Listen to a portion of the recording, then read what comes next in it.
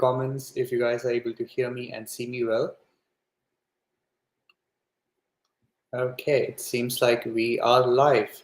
So if you have any questions for today, you can let me know in the comments. I'll be happy to answer. I'll be on for the next 10 minutes.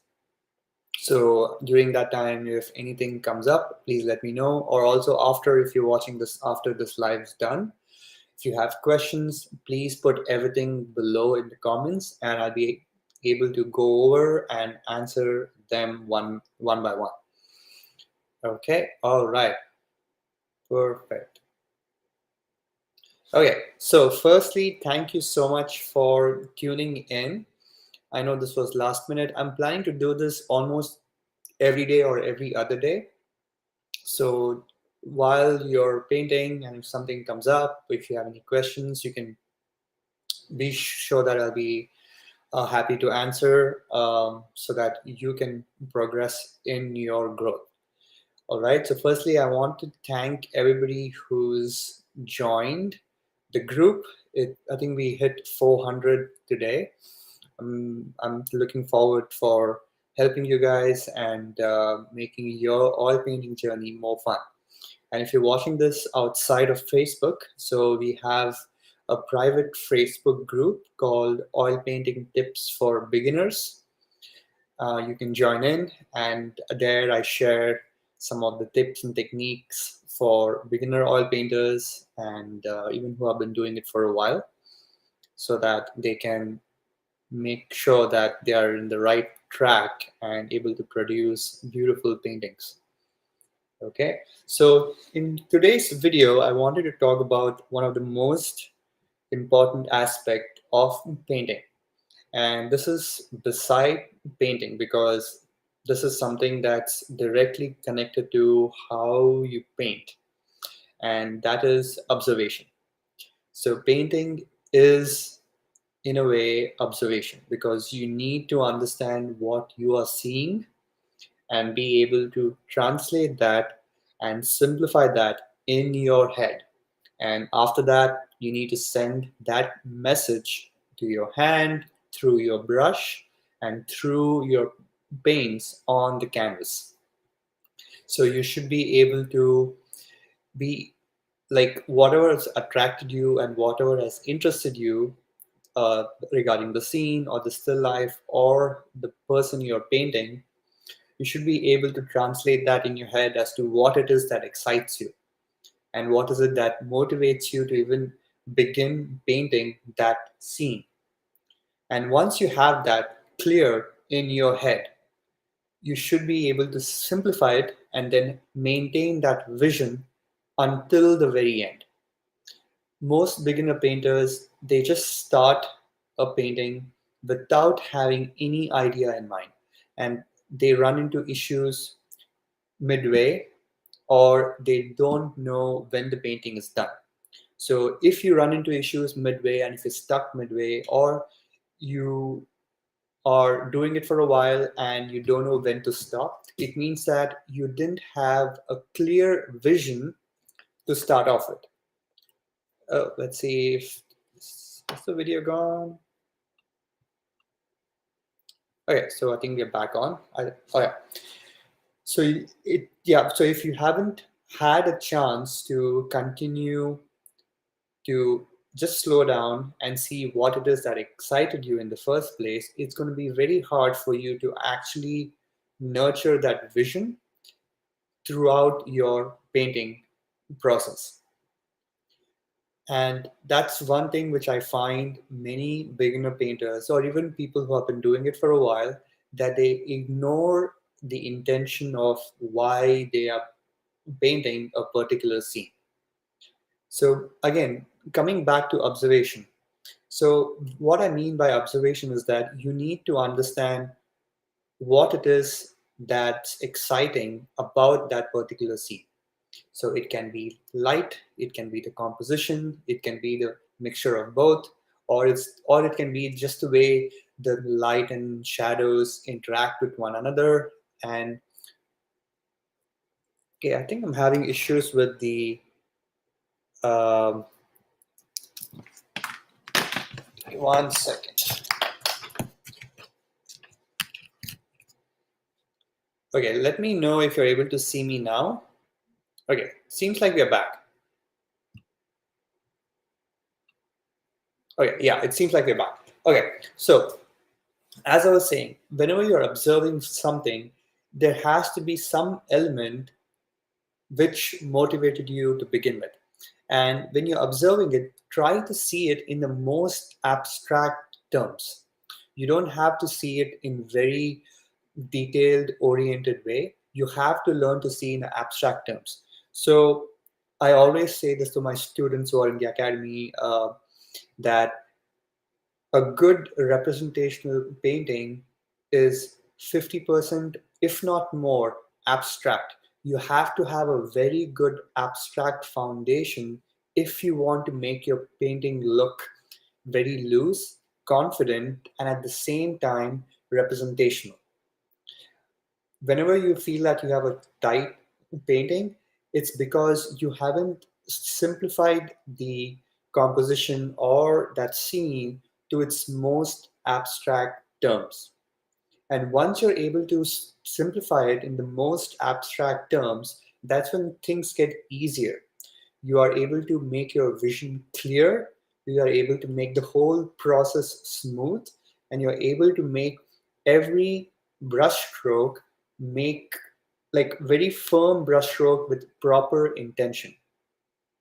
And abstract quality is something very fun. It's so when I say abstract, I don't want you to get confused with those abstract paintings. That's totally different. What I mean by abstract is you need to learn to see everything in terms of shapes, in terms of forms, in terms of light and shadow.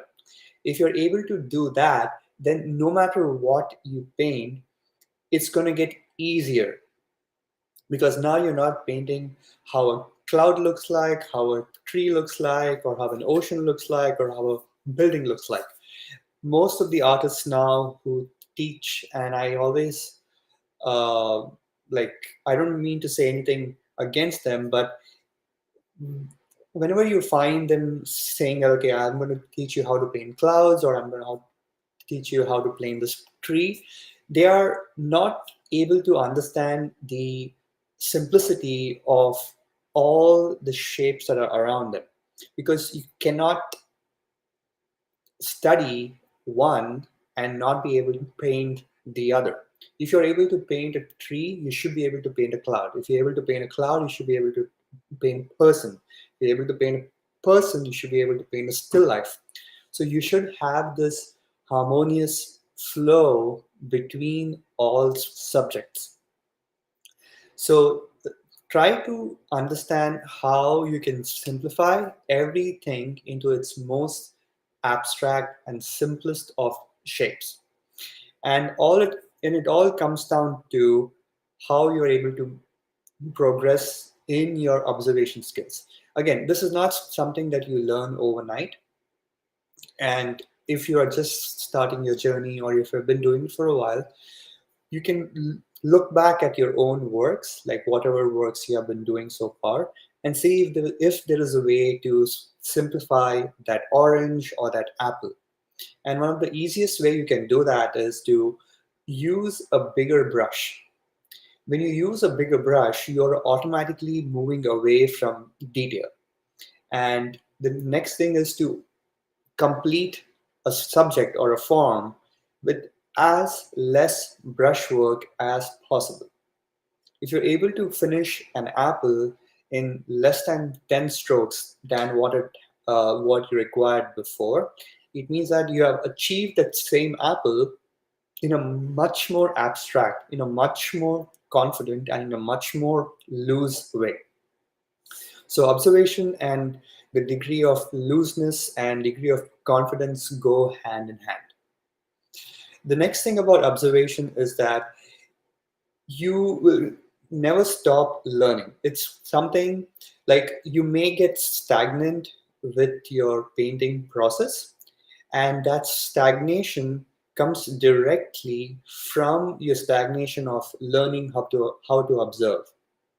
So if you're ever stuck with your learning in your painting process, it can be that okay, you're not sufficiently uh, learning values, edges, composition, the other techniques, and the basic elements that are required for a good oil painting.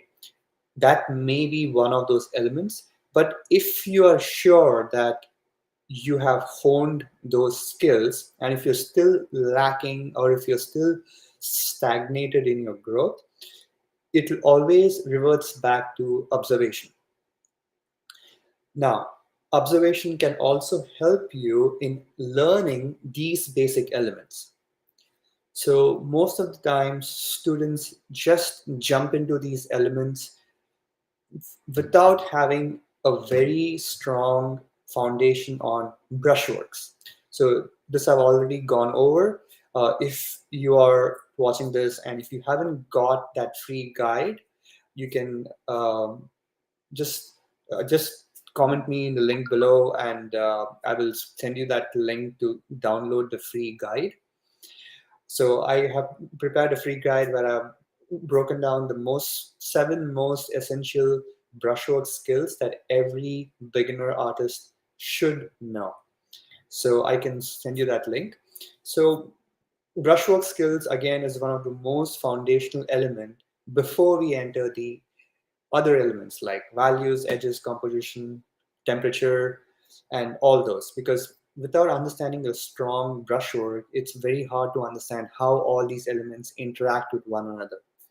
Most of the times when students ask me that this value is not working out, this temperature is not working out, I can always find one or two reasons why it may be that the brushwork needs more help than the question that they were asking.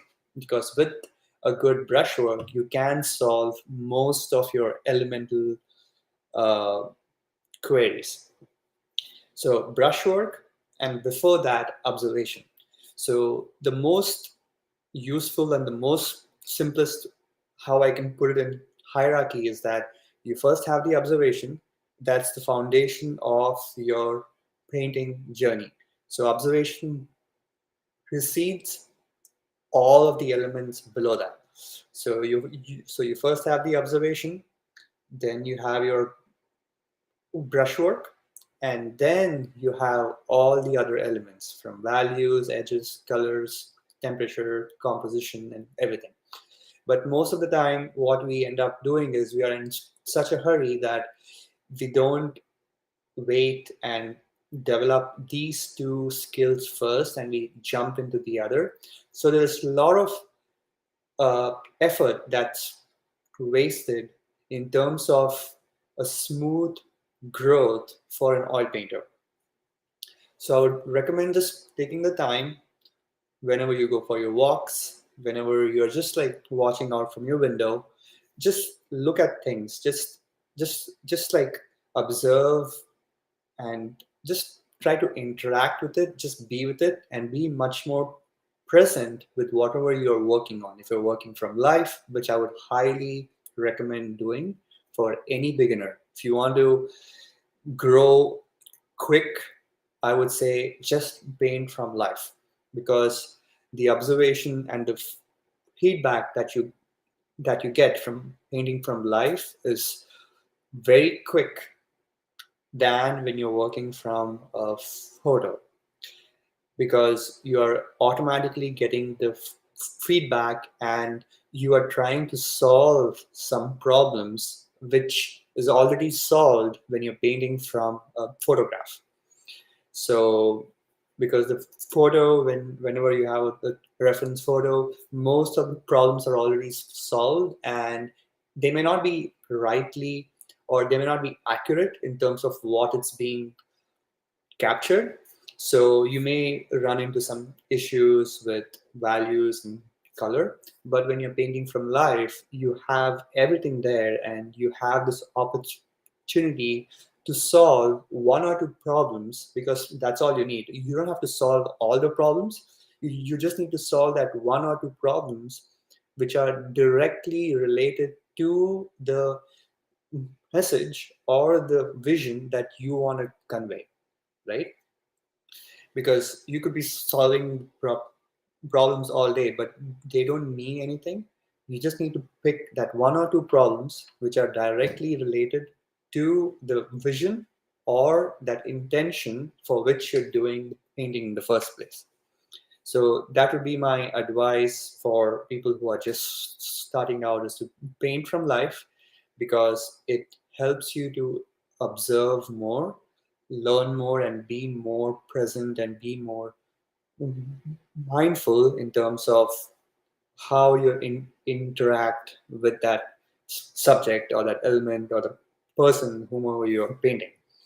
So I just wanted to hop in and say that this is one of the most crucial elements, and I think you should spend some time regarding observation and brushworks. And yeah, so if you're interested in fast tracking your oil painting journey, I have my art program, which is the Creative Leap Academy, where I help oil painters to create a body of work in their style, paint with confidence, and discover their unique voice. I'm happy that I have amazing students who are hardworking and they have achieved brilliant results so far. And I'm so grateful for the community. So if you are willing to do the work and if you are interested in this program, please let me know. I have some slots open for the month of November. You can hit apply in the comment below, and I'll be able to get in touch with you and share how I can help you further to enroll into the program. All right. Okay, so if you have any questions, let me know in the comments. And today I'll be releasing another video on YouTube regarding how to avoid muddy colors when you're painting wet on wet.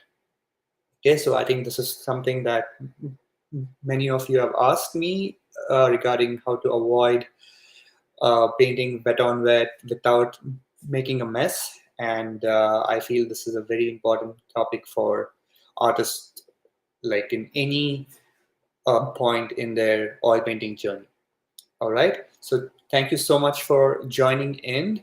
Probably next time I'll just show you the studio around. I might hop on tomorrow as well. So if you have any questions, you can let me know. All right. Thank you so much, and I'll see you soon. Happy painting.